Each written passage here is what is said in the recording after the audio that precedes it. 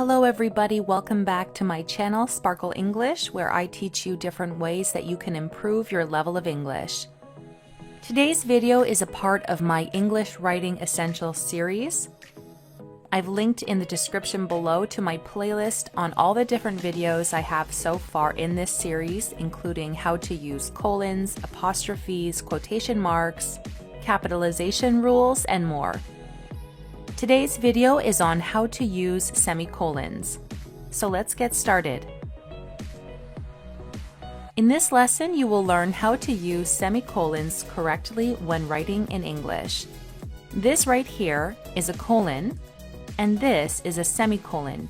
You can see in the description below I have linked you to a video on how to use colons, but today we're going to talk all about how to use semicolons. Semicolons are kind of like hybrids between periods or full stops and commas.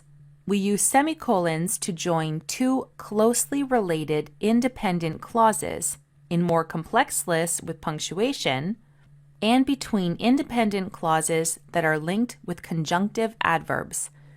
Now, I know this sounds very confusing and very complicated, but don't worry, because in this video I'm going to break down rule by rule how to use semicolons, and I promise you that at the end of this video you will understand all the different uses of when we use semicolons. So the first rule is that we can use a semicolon between closely related independent clauses which are not joined by a coordinating conjunction. So we use semicolons between two complete sentences which are not already linked by words like and, but, or, nor, for, so, and yet. So here are three different examples of how we could write these sentences. Let's look at the first example. I'm going to order fish. He is going to order steak. So here we have two different independent clauses that are closely related. In this first example, we have ended the sentence with a period and then started a new sentence with a capital H for he. And this is correct. We could also connect these two sentences by using a conjunction. So in the second example, I'm going to order fish and he is going to order steak. That is also correct. Now the third example, we're going to use a semicolon to connect these two sentences because they're very closely related. I'm going to order fish, semicolon, and you can see the semicolon is directly connected to the H. We don't put a space. I'm going to order fish. Right after the H, we put the semicolon. Then we put a space. And then he is going to order steak. You can see here that we have not capitalized the H in he because we're making this one complete sentence using a semicolon. So we do not capitalize the first letter unless, of course, this word was a proper noun or a word that is always capitalized. So because these two sentences are closely related, we can combine them using a semicolon. I'm going to order fish. He is going to order steak. So let's look at some more examples following this. I don't really like dessert. Semicolon. I prefer savory foods. Again, these two sentences are directly related or closely related, so we can use a semicolon. Mom has gone shopping. Semicolon. Dad's still at work. Now here, we are only capitalizing the D in dad because we're using dad like it's a name. If you said he's still at work, you would put it like a small h, a lowercase h. He's still at work. Okay? But we're using a semicolon because, again, these two independent clauses are closely related. My sister is a party planner. My brother is a photographer. Call me tomorrow. I'll let you know my decision then. Okay? So all of these independent clauses are closely related, so we can connect them using a semicolon. Again, you could also make these into two separate sentences by putting a period and then a capital letter but a semicolon is also an option when they are closely related sentences. So let's look at Rule 2. Rule 2, we use semicolons between independent clauses joined by a conjunctive adverb. Maybe you're wondering, what is a conjunctive adverb? Well, don't worry, I'm going to explain that now. So you should use a semicolon when you have a conjunctive adverb linking two independent clauses. Some common conjunctive adverbs include moreover, nevertheless, however, otherwise, therefore, then, finally, likewise, and consequently. Okay? So let's look at an example. I can come to your party tomorrow, period. However, I will arrive late. Because these two independent clauses are closely related, we can, again, join them using a semicolon. I can come to your party tomorrow, semicolon. However, comma, I will arrive late. You cannot just put a comma here. You can't put, I can come to your party tomorrow, comma, however, comma, I will arrive late. You have to put a semicolon. You can either split this into two different sentences like this first example, or in the second example, you put a semicolon and then you connect it using the semicolon with the second independent clause. Let's look at some more examples following this. I have meetings all day tomorrow, semicolon. Otherwise, comma, I would come for lunch. Again, otherwise is a conjunctive adverb. He was very tired, semicolon. Nevertheless, comma, he went on walking. Lauren just got married, semicolon. Meanwhile, comma, I am still single. Susan studied hard for her English exam, semicolon. Therefore, comma, she got an excellent grade. So again, all of these are conjunctive adverbs that are joining these two independent clauses, otherwise, nevertheless, meanwhile, and therefore.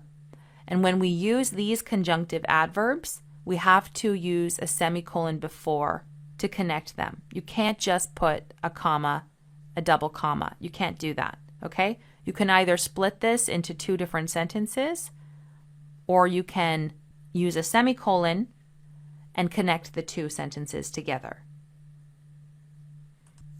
So let's look at Rule 3. We use semicolons between items in a series containing internal punctuation. So semicolons are occasionally used like they're fancy commas, okay? We use semicolons to divide the items of a list if the items are long or contain internal punctuation. The semicolons help readers keep track of the divisions between the items in the list. So normally when we have a list, we would use a comma. For example, I went shopping and I bought bread, comma, cheese, comma, and coffee. Okay? We would use commas to separate the items in the list.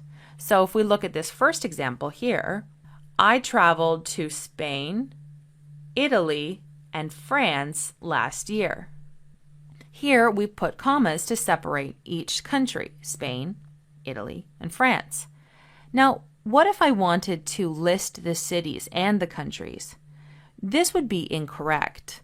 I traveled to Madrid, comma, Spain, comma, Rome, comma, Italy, comma, and Paris, comma, France last year. This would be incorrect because say someone didn't know that Paris was in France or Rome was in Italy. This would almost sound like you were saying you went to 6 different places. I traveled to Madrid and Spain and Rome and Italy and Paris and France. And that doesn't make sense because Madrid is in Spain. That's just one place, Madrid, Spain, Rome, Italy. Because there's already punctuation in this list, we have to use a semicolon to separate these into groups. So this is what would be correct. I traveled to Madrid, comma, Spain. Then we'd put a semicolon because that would separate this into one little group. I traveled to Madrid, Spain, semicolon. Rome, comma, Italy, semicolon. And Paris, France, last year. And that makes it easy for the reader to understand this is 3 places: Madrid, Spain, Rome, Italy, and Paris, France. So we would only put the semicolons after the first 2 or more if the list was 4 or 5. This is only a list of 3, so we only have to put it after the first 2 before the conjunction, okay? Let's look at some more examples. So this first one, we just did this example, so let's look at this second example. The company invited Steve, Carl, and Ryan to the conference. This would be correct because this is clearly 3 different people: Steve, Carl, and Ryan. But what if we had a more complicated list that already had punctuation, it already had commas, and we wanted to give more information about the people in the list? The company invited Steve, the accountant, Carl, the office manager, and Ryan, the bookkeeper, to the conference. If we only use commas, again, it sounds like we're inviting 5 or 6 different people. The company invited Steve and the accountant and Carl and the office manager and Ryan and the bookkeeper to the conference. But we don't want to do that. We want it to be clear that Steve is the accountant, that Carl is the office manager, that this is only 3 different people. So we have to use semicolons. The company invited Steve, the accountant. This semicolon makes it clear that Steve is the name of the accountant that's being invited. He is the accountant. This is one person. Carl, the office manager, semicolon. Again, that makes it clear that Carl is the office manager. And Ryan, comma, the bookkeeper, to the conference. Okay? And that, again, the semicolons make it clear that this is 1, 2, 3 different people that are being invited to the conference, not 5 or 6 different people. Okay, so now that we have studied the 3 different rules of using semicolons, we are ready to start practicing. I have 5 different sentences here that all require semicolons, so your job is to put the semicolons in these sentences.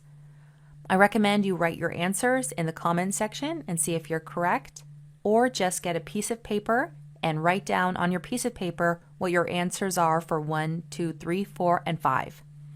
So first I'm going to read you all 5 sentences, and then I want you to answer them and think about where semicolons should go. If you need any help, go back in the video and watch again, or skip through until you find the answer, and then come back and try to use the information you just learned. Okay, so I'm going to read you through all 5 sentences first. Number 1. Jack is studying economics. Ruth is studying law. Number 2. I'm not feeling very well, therefore I won't be able to come tonight. Number 3. Let's chat tomorrow. I'll message you in the morning. Number 4.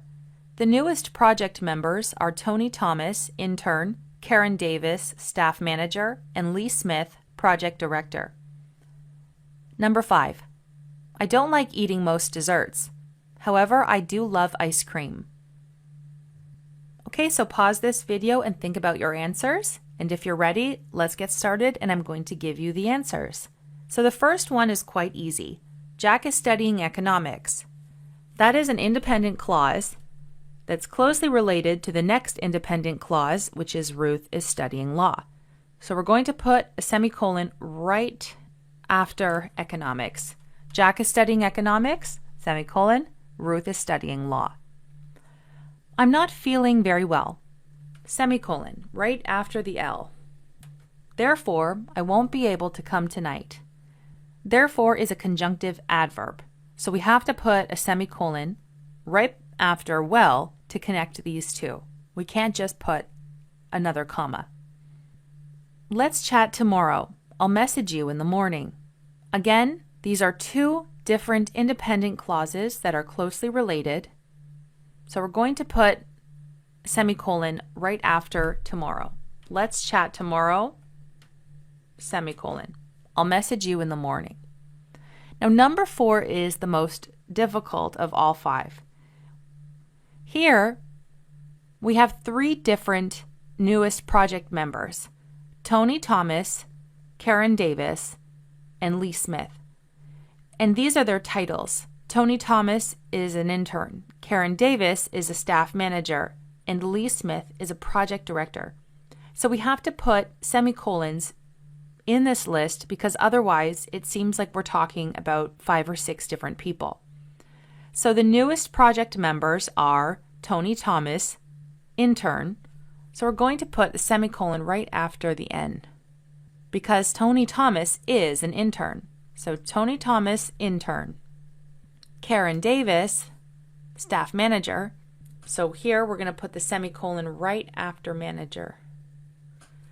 And Lee Smith, project director. And that has divided this now into 3 different groups. Tony Thomas, intern. Karen Davis, staff manager. And Lee Smith, project director. So now it is clear to the readers that these are 3 different people and not 5 or 6 different people.